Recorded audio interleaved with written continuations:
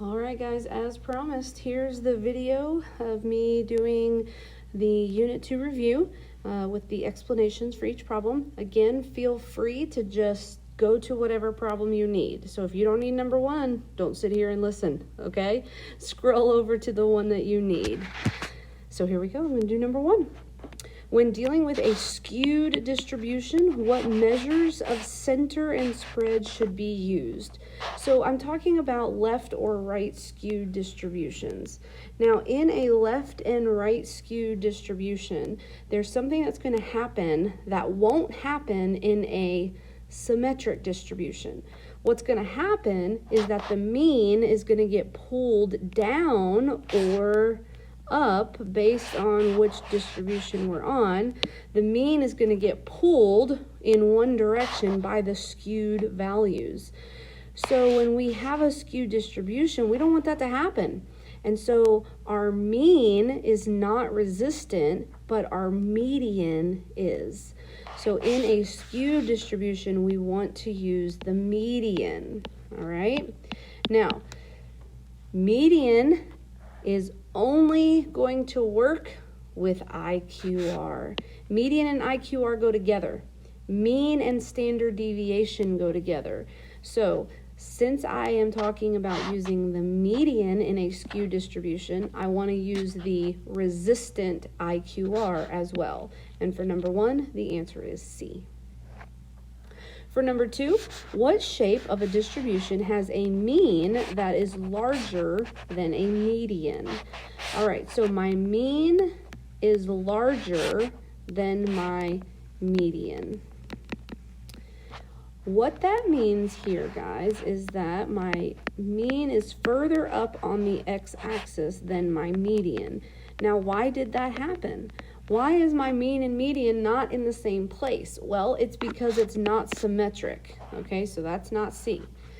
The mean was pulled to the right because of the skewed values.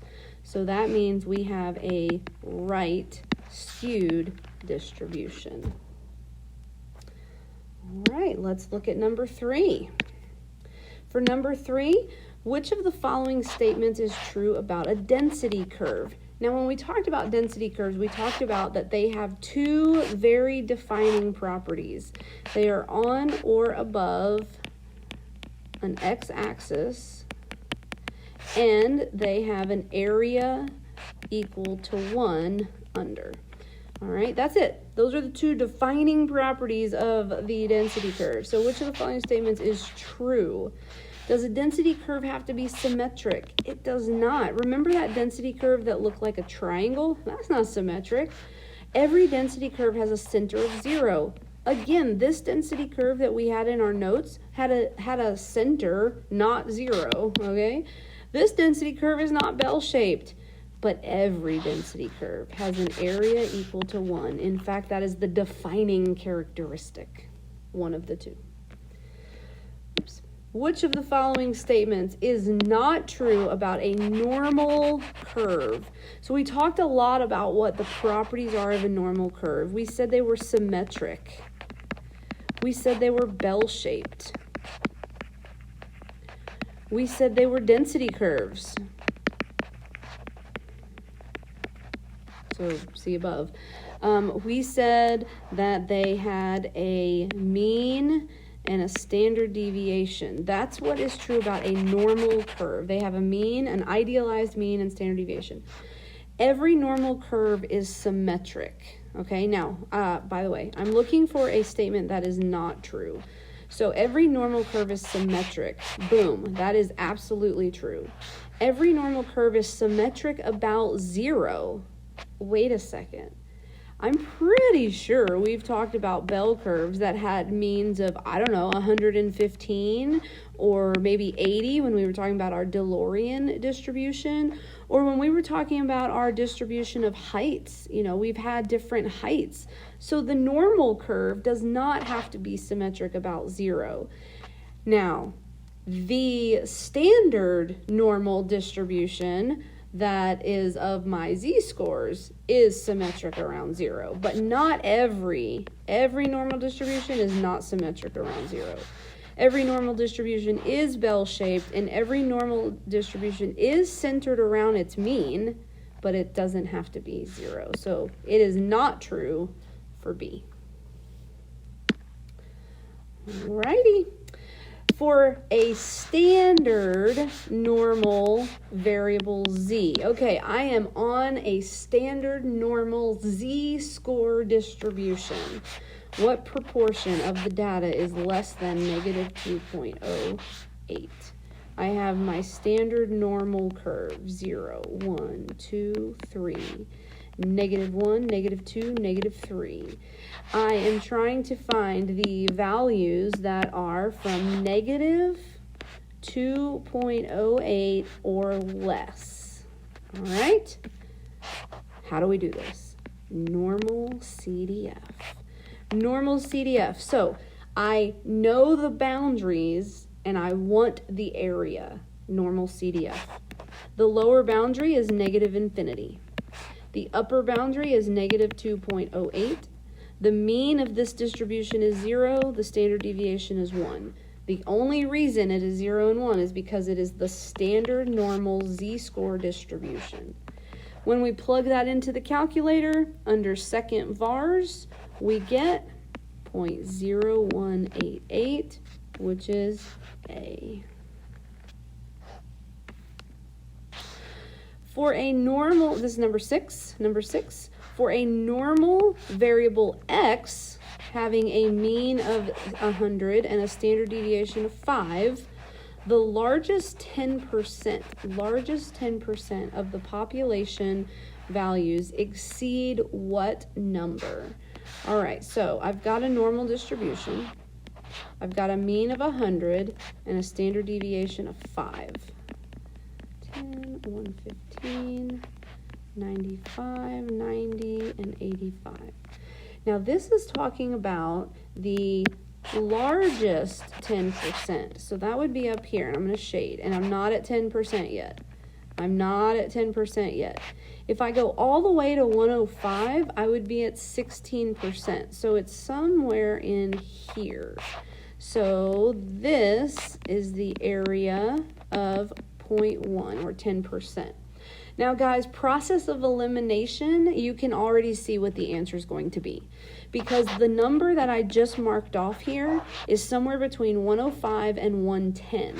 It can't be A, it can't be B, it can't be C. Because of my picture, I already know the answer, but I'm going to go ahead and do the process just to show you. I am going to use inverse norm here. I know the area, okay? I know the shaded region, and I want the x-axis value, so that's inverse norm. The area that I'm going to use is not 0.1. I've got to use that lower area of 0.9. So my inverse norm area is going to be 0.9. This distribution has a mean of 100 and a standard deviation of 5. And the answer is 106.4, and that's D.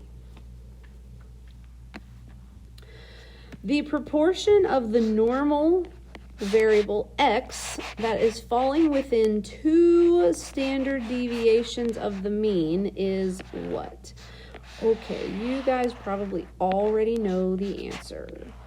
If I am within 2 standard deviations, now there is a very cool little rule that can help you answer this.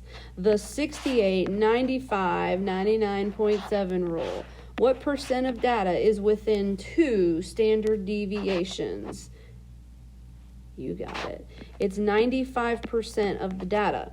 Now you'll look at the answers and you'll go, whoa, there is no 95%. You're right. But there is a number that's really close, okay? Remember, the 68, 95, 99.7 rule is an approximation, okay? It's an approximation. The actual value is going to be under normal CDF. So if you just wanted to double check, make sure I'm not crazy, which maybe I am, you could go check normal CDF. You could put in a -2 a positive 2, 0 for the mean, and 1 for the standard deviation. And you would, in fact, get 0.95 for 4. Again, a little bit more specific than the 68, 95, 99.7 rule. Okay? Okay. Number 8. All right, guys, we've got a whole bunch of find the area under the normal curve of the z curve. So this is just going to be us doing a whole bunch of normal CDF. So let's go. We've got a normal distribution. I am on the z distribution. So 0, 1, 2, and 3. Negative 1, negative 2, and negative 3. This problem is asking me to find the area to the left of 2.53. 2.53 is about here, and I want to do the area to the left of that. So I'm going to shade all of this stuff. That's a whole lot of the graph. This is way more than 50%. This is more than 84%. This is even more than 97.5%. This is a lot of the graph. So I'm going to do normal CDF. I'm going to do negative infinity. That is my lower boundary. I'm going to do 2.53. That is my upper boundary. The mean is 0. The standard deviation is 1. And we are going to get a number that is bigger than 97.5. And we get, I guess I can write the answer up here, 0.9943. 0.9943. Next problem. Same thing, we're on the z distribution, so I've got a normal bell curve. I've got 0, 1, 2, and 3. Negative 1, negative 2, negative 3. It's fun. All right. To the left of negative 1.33. That's about here, I would think. Negative 1.33. I'm going to go to the left. This is going to be less than 16% or 0.16 because I did not shade 16% of the graph. Normal CDF. Negative infinity. Negative 1.33. Mean is 0. Standard deviation is 1. Plug it in, plug it in. 0.0918. 0.0918. The area under the curve is part C. The area under the curve to the right of 0.76. 1, 2, 3, negative 1, negative 2, negative 3, 0.76. That would be right about here. And I want to know the area to the right of that. So now I'm going this way. This is going to be a little bit bigger than 16%. Normal CDF. 0.76. The upper is positive infinity. Now, guys, remember, that is a positive infinity is 1 scientific E, 99. Mean is 0, standard deviation is 1. This should be a little bit bigger than 16%, and in fact, it is 0.2236. 0.2236. Very good, very good, very good. All right, let's look at part D. Part D, we want to know the area under the normal bell curve, the z distribution, to the right of negative 1.47. So I'm going to go negative 1, negative 2, negative 3, and negative 1.47. That's right about there. And we're going to the right of that. This is bigger than 50%. This is bigger than 84%. We're going to do normal CDF. Our lower boundary is negative 1.47. Our upper boundary is positive infinity. Our mean of our standard normal z distribution is 0, and our standard deviation is 1. Our answer is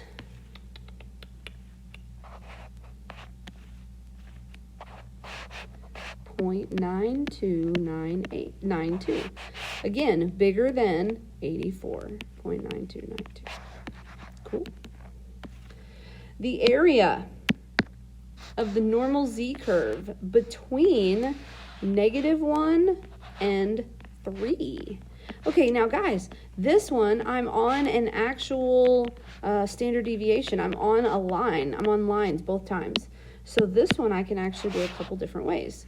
-1 to +3. Using my 68, 95, 99.7 rule, I can add up this section, which is 34, this section, which is 34, this section, which is 13.5, this section, which is 2.35. I can add those up, guys, and I get 83.85%, because those are percentages, which is 0.8385 as a decimal. So that is one way I can do that. That would be perfectly acceptable answer right there, okay? You can also use normal CDF. The lower boundary is -1. The upper boundary is 3. The mean is 0. The standard deviation is 1. And you'll get a slightly different answer, but again, remember, that's okay. You get this crazy answer. All right, that's okay. It's slightly different, no big deal. All right, that is just because of rounding with the empirical rule. Okay, so either one of these would be perfectly acceptable. You do not have to worry. Which way you want to use it is fine with me. It's also fine with the College Board and the AP exam. Use it, do it. Let's go. The area under the curve between -2.6 and -1.2. Now, guys, this one is not on lines, so I am going to have to use my calculator. Okay, -1, -2, -3. And we've got -2.6 and -1.2. Okay, so these are pretty close. This isn't a big section here. So I do have to use normal CDF. The lower boundary is -2.6. The upper boundary is -1.2. The mean is 0. The standard deviation is 1. Plug it in, 0.1104. 0.1104. There's your answer. All right, guys, that was fun. I bet you're going to have to do something like that sometime on the test. Let's look at number. For number 9, Julia receives her graded Chapter 1 test in AP Statistics on the multiple choice. She earned a raw score of 8, which placed her at the 83rd percentile. What does that mean? So remember 83rd percentile? That means that she did better than or equal to 83%. So if we have all these test scores, here's Julia. That means 83% are less than or equal to her, and 17% are more than her. So Julia did better than or equal to about 8%. No. Julia did better than or equal to, Julia did worse than, no. Julia did better than or equal to 83% of students who took the test. That's correct. She did not do worse. And it does not have to do with her getting fewer questions on the test. So that would be C. For number 10, we have one of these cumulative relative frequency graphs. There we go. And it says, which of the following weights is closest to quartile 3's value in the distribution? So remember that for these cumulative relative frequency graphs, we have the percentages or the proportions on the y-axis. So these are going to be our percents or proportions.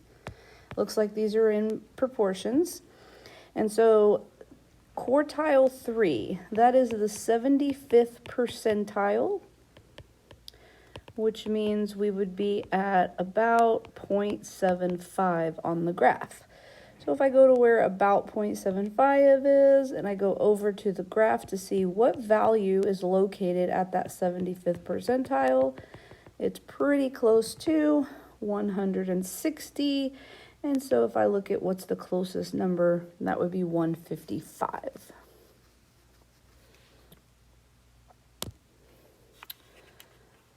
Okay, and then look at next problem.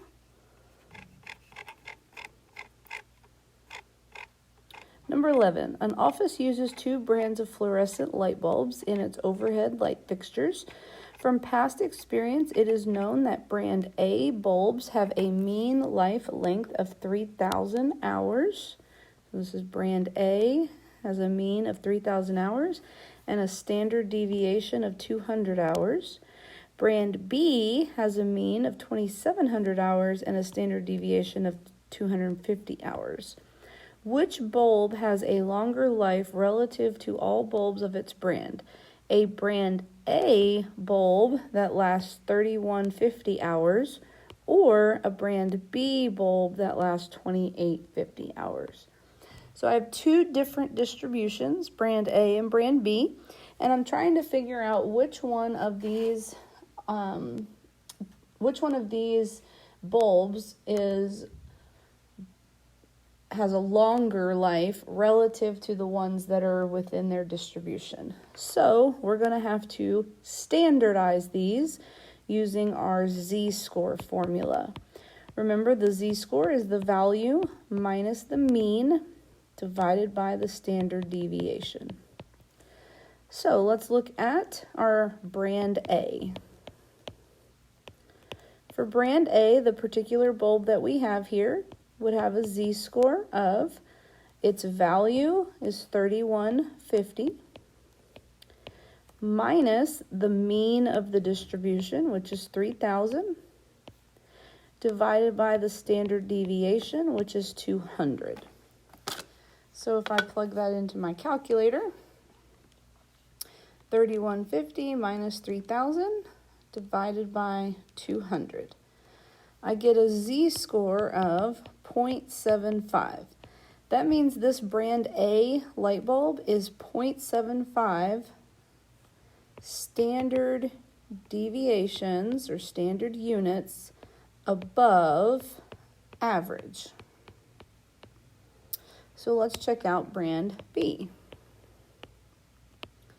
So for this z-score, we're going to use the value of 2,850, subtract the mean of 2,700, and divide by the standard deviation of 250. So I get 2,850 minus 2,700 divided by 250. I get 0.6. So this bulb is 0.6 standard deviations above average. So which one is more above average than the other or has a longer life relative to others? It would be brand A.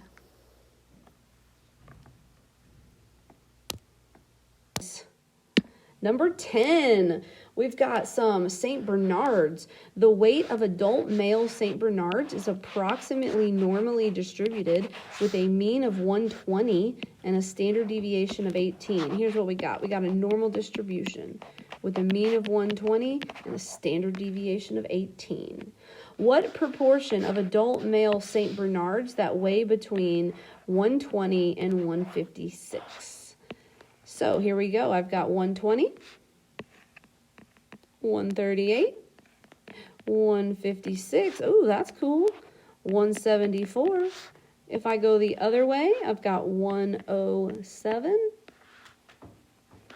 I've got 84 and 66.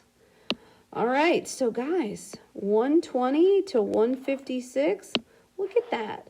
That is right on the lines. So I can use my empirical rule if I want to, and this would be 34% plus 13.5%, which would be 47.5%. Question asks for the proportion, 0.475. Whoops. 0.475. If you don't like that method, you're like, no, I don't want to use that. That's fine. Normal CDF. Normal CDF, lower boundary, 120. Upper boundary, 156. The mean of this distribution is 120. The standard deviation is 18. When you do it this way, you're going to get 0.4772, which is also a perfect answer. All right, what weight is exceeded by only the heaviest 1% of St. Bernards? 120, 138, 156, 124, 107, 84, and 66. Okay, guys, the heaviest 1%. So that's the top 1%. So I'm coming in from the top side. I am at 0.15% right there, okay? If I go to the 156, I would be at 2.5%. That would already be too far. What does that say? That says a 7, doesn't it? That says 174. Okay, got it. Whew, I was confusing myself. So I can't go all the way to the 156. I'm literally just right about here. I'm not far at all, okay? Not far in at all. This is the top 1%. That means this area right here is 0.01. Now, guys, I know the area and I want the cutoff. I know the area and I want the x-axis value. Inverse norm. Inverse norm. That's when we use inverse norm. I know the area and I want the cutoff.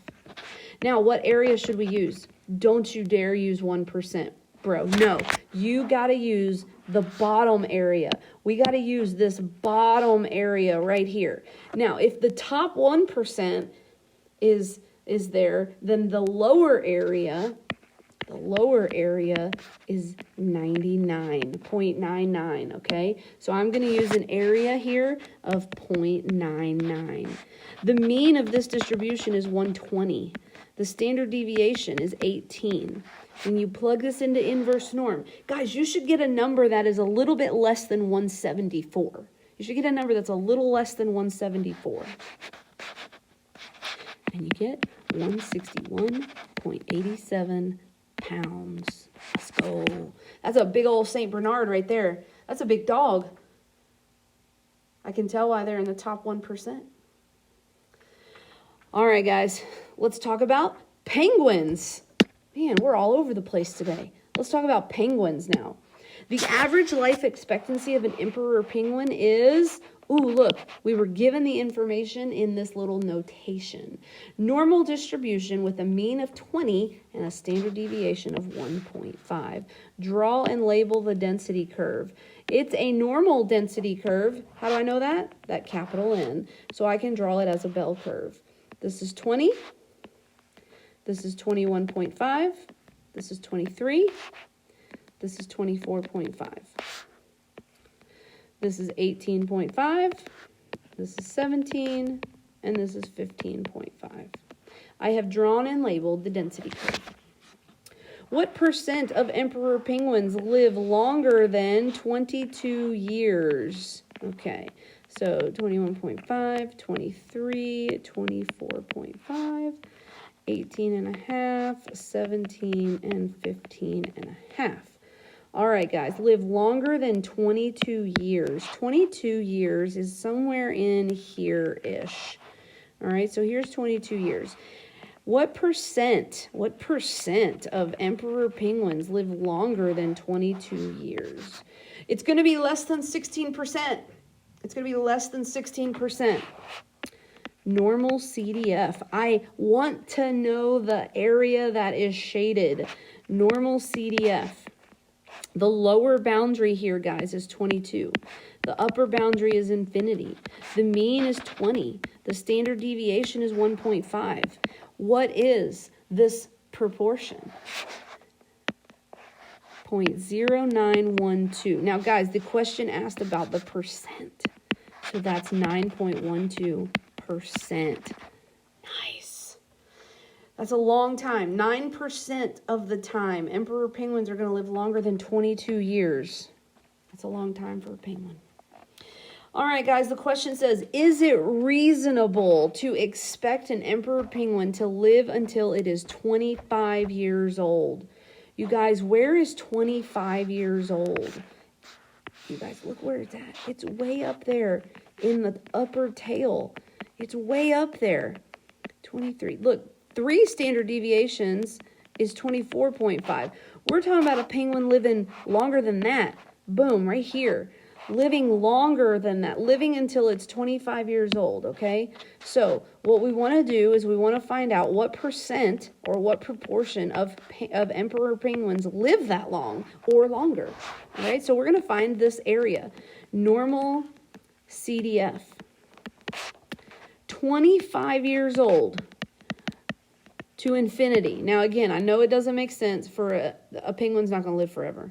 I'm sorry that it won't, but it won't.